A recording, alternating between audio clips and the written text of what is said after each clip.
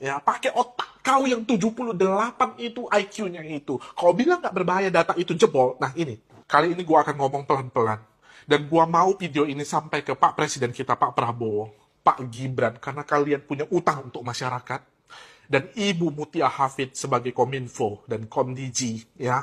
Dan semua bank di Indonesia. Karena gua punya data di depan komputer ini yang membuat gue tuh gemetar, ketakutan, dan gua bisa, hari ini gua bisa menonaktifkan satu rekening bank.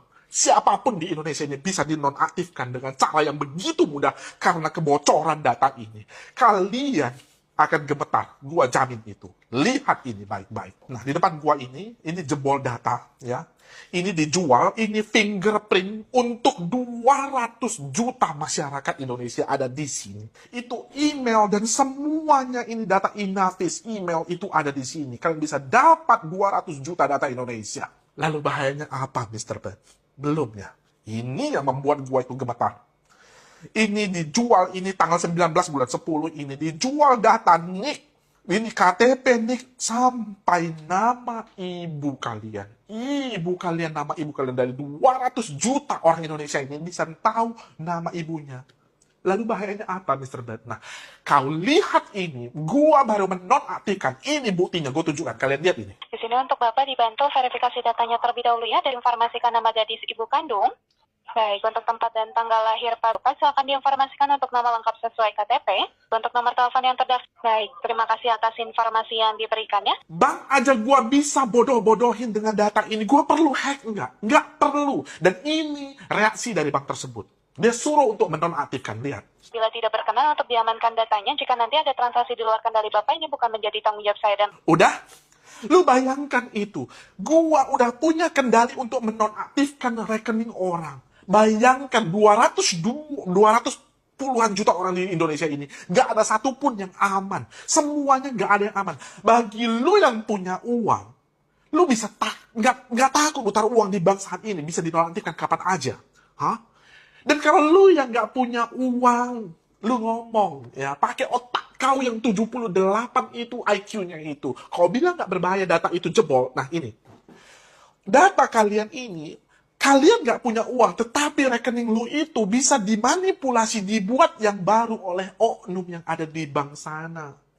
Itu bisa buat jadi penampungan judi, tempat untuk cuci uang supaya lu tahu, supaya lu nggak ngeri. Kalau gua nggak suka sama lu, gua telepon operator, misalnya Telkomsel atau XL, gua bilang, tolong nonaktifkan nomor ini. Datanya apa? Gua kasih tahu nomor ibu kandung, tempat lu tinggal, semuanya jebol itu. Lalu dinonaktifkan, ya kan? Siapa aja punya bisa akses sekarang karena data lu tuh jebol. Pak Jokowi, semua itu bisa diakses datanya saat ini. Ngeri nggak itu? Mau dibawa kemana negara ini, gitu loh. Mr. Bet, kenapa kau emosi kali? Karena gua ada yang dihubungi oleh satu anak gadis 19 tahun. Datanya disalahgunakan, dipakai untuk meminjam. Dia nggak sanggup bayar. Dan dia mati bunuh diri. Dia hubungi gua dari email. Gua nggak sempat balas karena ada puluhan ribu email yang masuk ke gua. Di situ gua patah hati. Andai saja gua bisa balas tepat waktu, mungkin anak itu masih hidup saat ini. Tolonglah Pak Prabowo, tolonglah Pak Gibran.